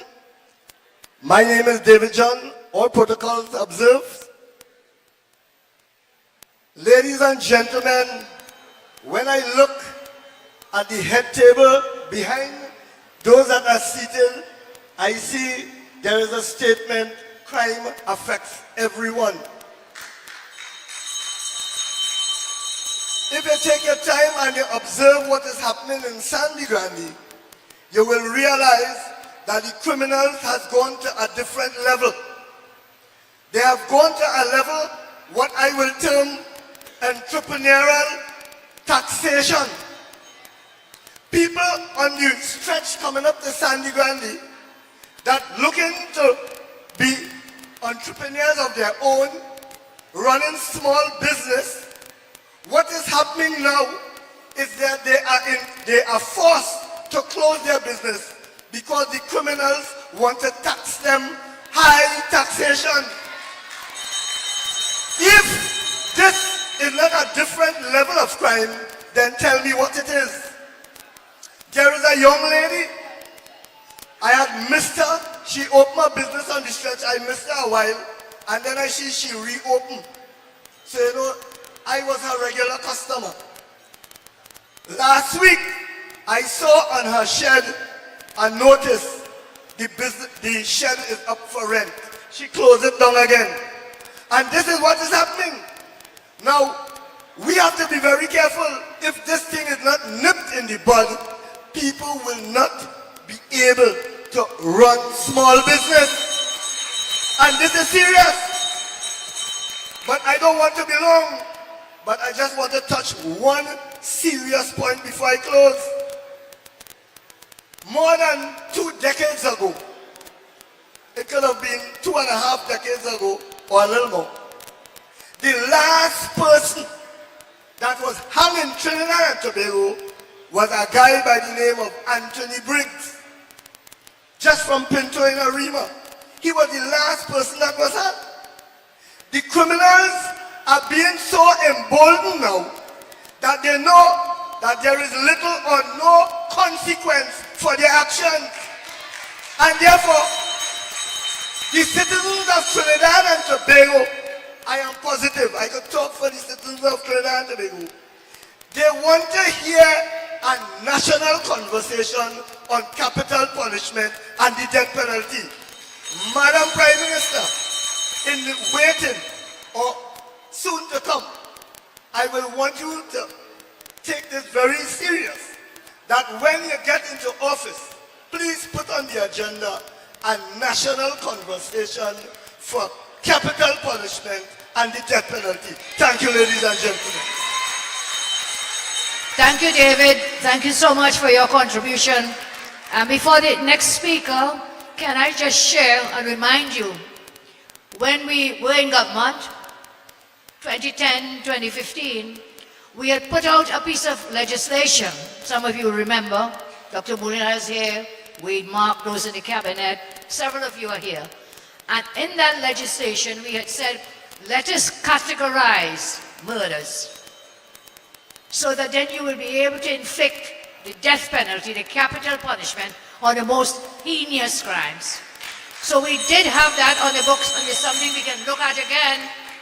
Should you put us back into office, we'll have a plan to deal with that issue. So thank you very much. Go ahead, sir. Pleasant good evening to the opposition leader, all invited guests, ladies and gentlemen, members of the media. My name is Bonifacio Villalvan. I live at Valencia. Valencia have had approximately 16 murders in recent times. More so, one that struck me or reached home to me is a young man who died. He was shot 6 times at the playing field in KP Lands, which we know is La Plata Circular. And that young man attended the same church that I attended. And I had to do that funeral, so it hurt me so bad, I was almost brought to tears. And this is the seriousness that is happening in Valencia. Murders are taking place by the market. Murders are taking place in KP Lands. Murders are taking place in Emon Lane. Murders are taking place in Benny Road. Recently, and I want to endorse Mr. David John's statement, that young lady who had to close up, and not just her, there were 2 others had to close up because of extortion. They had to because why? Fear for their lives.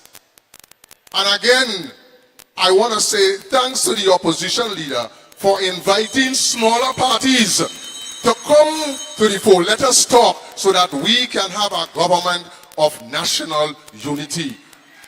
That is the only way we could unseat the PNM. If not, we're going to have to take another 5 years of pressure and stress. We don't want that anymore. We have had enough of that. Enough is enough. It's time that we live better in Trinidad and Tobago because we are citizenry. And in closing, there are more than 75,000 squatters in Trinidad and Tobago. And if the government are serious about revenues, why not regularize these squatters? Have them pay for their lands via TTMF. You can have additional revenues, not just in having them pay for their houses. But what about electricity? What about water? Wassa is in a state and they need revenue. And taxation, as we know, that this government has done is not the way out because we have so many resources in this country and yet for all, we catching the tail. Thank you.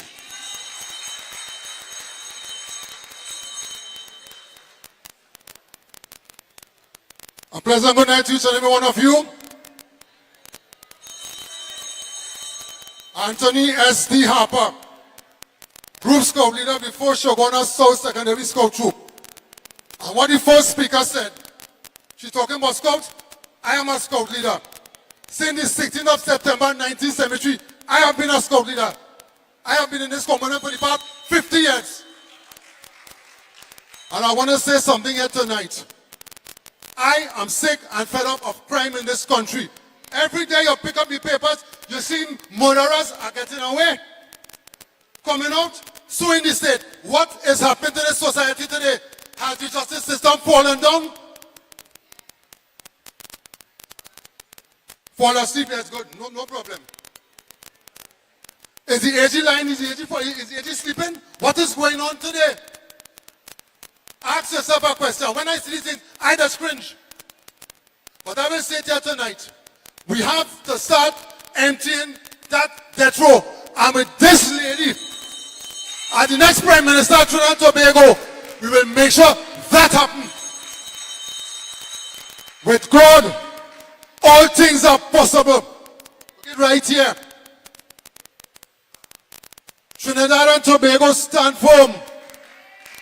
Our day will come very soon when Kamla Prasad Bisesa and the UNC will be back in power. With God, all things are possible. And with God in this country and Kamla Prasad leading us again as Prime Minister, it will be possible. I thank you. Let me say a special word of thanks. Mr. Harper, stalwart with us. Give him a round of applause. Thank you for your words. Thank you. Good afternoon, ladies and gentlemen. All protocols observed. I must say congratulations to Mr. Chastity. That name is a familiar name since the days of Wisco. Glad to hear you in this platform. And your efforts are well received. Citizens of Trinidad and Tobago, especially Sani Grande, why we are here? You understand? Ask the question why we are here? It's because we did not take a firm stand when we neighbor keep the foul and we didn't report him. That is where we have to start. And if we cannot start right next door, it is no use going up for Prime Minister or the opposition or leader. Mr. Gopi Singh, good afternoon. You should teach people, thou shalt not steal, thou shalt not kill. But what happened in the international market? Those who passed the legislation have said that we shall not hang people, Mr. Mark. What we should have put them and feed them. We don't want to feed them. If you do the time, take the time. We don't fight the fire. You had to fight fire with fire. Otherwise, American state would not be burning down if they had protection. They don't have protection. So when they get fire, they take fire. So now, we have crime and crime. We have to fight it. Future Prime Minister, someone said before that you're going to change the penalties. I say, if you catch them in the dark, fight them and shoot them with bullets. What I mean, when you commit a crime, don't ask them why you committed. You commit a crime, take the firing squad or take it. No, I have a nice program, you know. Those who in jail lock up and they like shooting, each one of them gun. You shoot that one, All right, if you want to, what do you call it? The Western thing now, gone down. Use a criminal like they should come. You better man tell. When they did it,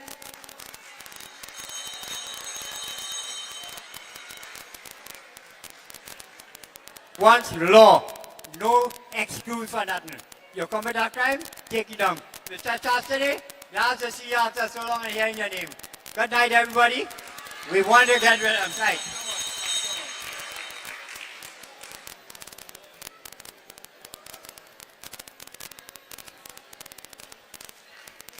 Pleasant evening, most honorable Leader of the Opposition, Ms. Kamala Prasad, members of the panel, members of the soon-to-be formed government, brothers, sisters, ladies and gentlemen. I have listened to the first speaker and her presentation on single mothers, single women, and domestic violence and all that she has said. I've listened to you. Keep the mic close, please. Thank you. I've listened to you, sir, on your detailed, different acts of crime in the country and the risk factors that contribute to crime. Sir, I've listened to your presentation and all the recommendations that you have made. However, have we ever heard the saying, monkey see, monkey do? Monkey see, monkey do. And a long time ago, there was a Calypsonian by the name of Merchant who said, he spoke about Betty Lou and Sam. And the statement was, what they see the parents do, how do we expect these children to grow up? Rashoti, I said, what we feed our minds with would form the characteristics of an individual and shape the path that they would walk tomorrow.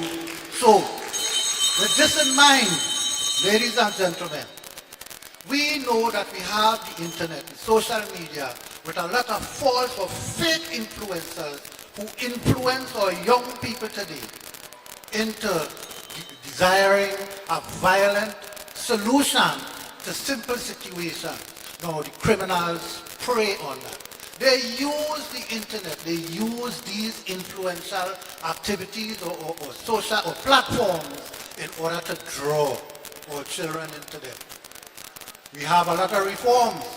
We have a lot of different big things that we have already discussed as policing.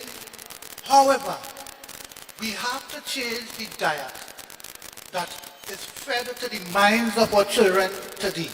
That diet, which is a negative influence, has to be changed. We have to feed them a diet with one that is of moral and ethical principles. I have a program that was introduced to the then government 22 years ago, and nothing was done. It has been in the curriculum department at Rudranath Kapil Dev Learning Institute for almost 10 years now, and nothing has been done.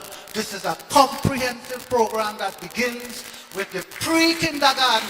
It goes to primary level, secondary level, tertiary level. There's a business program, a parenting program, and a stock recidivism program for the inmates that are there present. I am saying, if this program was implemented 10 years ago, we would not be here this evening looking for crime solution.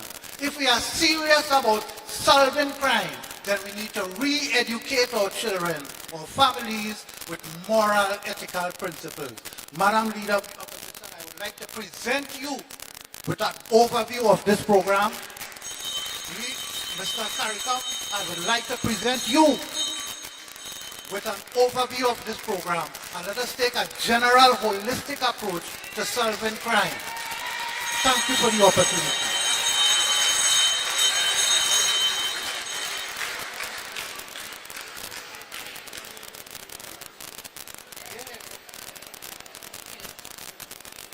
Pleasant good night. Good night to the opposition and everybody here. Pleasant good evening.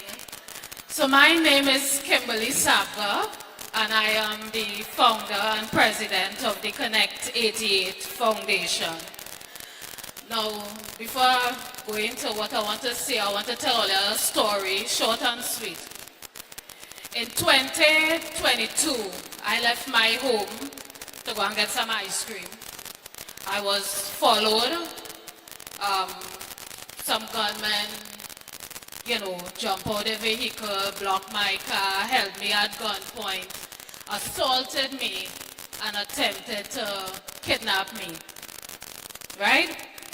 Now, because of my history in the military, knowing a little basic self-defense, I was able to defend myself and get away to be able to tell the story, right?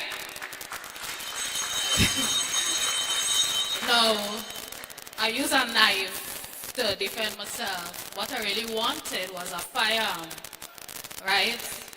Because now, with how the crime situation is, these people who are attacking you, coming into your homes and all these things, they come in with high-powered rifles. So you with a little knife in your hand can't really do nothing, right? So I'd like to touch on, maybe giving us access to firearms. We'll get to know if you're making the process a bit easier, all right? According to the opposition, I mean, if I had a firearm, I would have loaded up the matic, cock it back, and empty all of them.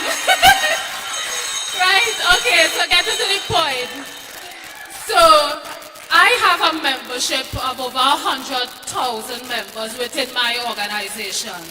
And since this come and happen, I decided that I want to implement a program called the Blackout Program.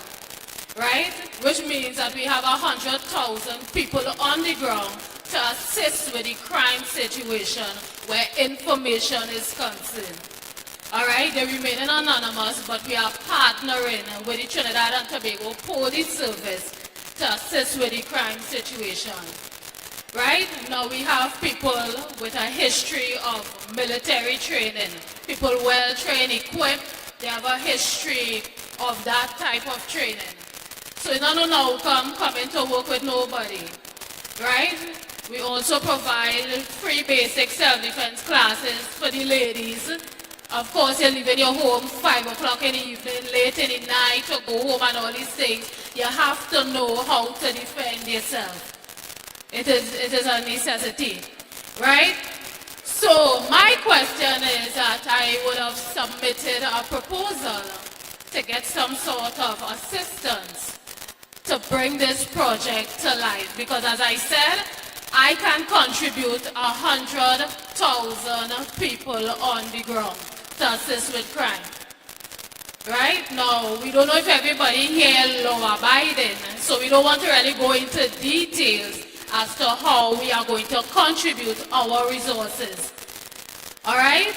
So that is for the police.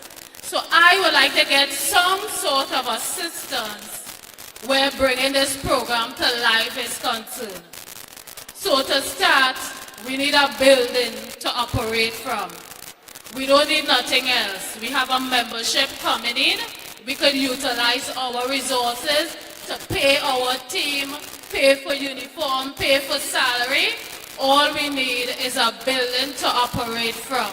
So for example, some of the things we will be assisting with, search and rescue operations. A lot of people going missing in the country because nobody talks about human trafficking or organ harvesting and all these things in the country while they're going missing, right? So we want to utilize the resources that we have, use the platforms through social media, content creators, when somebody go missing, use jerseys, come out, go into different areas and so on, partner with hunters, search and rescue, and so on, because I'm sure if your child go missing, you will want us to do whatever we can to bring them home. So all I'm asking, because I would have already submitted a proposal, what is the procedure to get a building to operate from? We will do the rest. We already sent letters to the Minister of National Security, the Commissioner of Police, Office of the Prime Minister, and the opposition, just to name a few. So that's it for me tonight. Yes? Yes. Okay, well, thank you all very much. As we bring this meeting to a close, I just want to remind you, we have recorded all the contributions in all the crime talks. Then we have a team working together to put everything people have been suggesting to us. So we don't just come here and talk in an anti-crime talk. We have a team that compiles everything, compile all the suggestions and solutions, which will help us in writing our manifesto to rescue Trinidad and Tobago. So thank you very much for your contributions. I ask of you, please go home safely. God bless you. God bless your families. We shall meet again. Our next Monday night meeting report is Monday the 11th. Monday the 11th in Point of Pear Community Center, UNC Monday night report. And then Monday the 18th, venue to be determined.